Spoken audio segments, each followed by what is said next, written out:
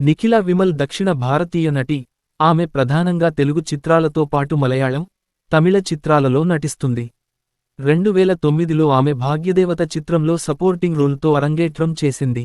2015లో ఆమె శ్రీబాలకే మీనన్ చిత్రంలో 24/7లో ఆమె మలయాళ సీనియర్ నటుడు దిలీప్ సరసన ప్రధాన పాత్రలో నటించింది. బాల్యం, విద్యాభ్యాసం. నిఖిల కేరళలోని తాళిపరంబలో ఎం.ఆర్. పవిత్రన్, కలమండలం విమలాదేవి దంపతులకు జన్మించింది. 3 ఆమె తండ్రి స్టాటిస్టికల్ డిపార్ట్మెంట్ నుండి రిటైర్ కాగా, ఆమె తల్లి డ్యాన్సర్. ఆమె అక్క అఖిల విమల్ ఢిల్లీలోని జవహర్లాల్ నెహ్రూ యూనివర్సిటీలో థియేటర్ ఆర్ట్స్లో రీసెర్చ్ స్కాలర్. ఆమె 2016లో సర్ సయ్యద్ కళాశాల, తాళిపరంబ నుండి బి.ఎస్సి. బోటనీ పట్టభద్రురాలైంది. ఆమె భరతనాట్యం, కూచిపూడి, కేరళ నటనం, మోనోయాక్ట్ నేర్చుకుంది. షాలోమ్ టీవీలో ప్రసారమైన సెయింట్ అల్ఫోన్సాపై డాక్యుమెంటరీలో ఆమె తన నటనా జీవితాన్ని టెలివిజన్ రంగంలో ప్రారంభించింది.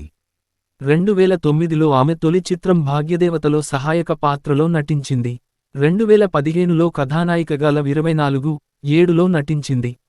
ఆమె తమిళ చిత్రసీమ అరంగేట్రం పంజుమిట్టై 2018తో జరిగింది. ఆమె రెండవ తమిళ చిత్రం ఒన్బతు కుజి సంపత్ కాగా వెట్రివెల్ 2016 సినిమాలో ఆమె నటన అందరి ప్రశంసలు అందుకుంది.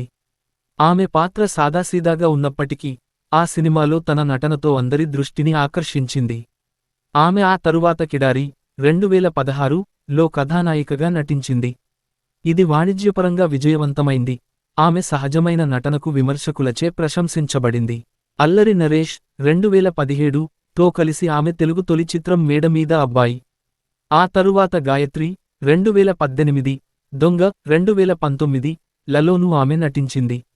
ఆమె నటించిన మరో మలయాళ చిత్రం అరవిందంటే అతిథికల్ కూడా ప్రేక్షకుల నుండి మంచి ఆదరణ పొందింది. 2017లో ఆమె ఐ ఐఎమ్ఏ అవార్డ్స్ 2017లో కిడారి చిత్రానికి ఉత్తమ తొలి నటిగా ఎంపికైంది.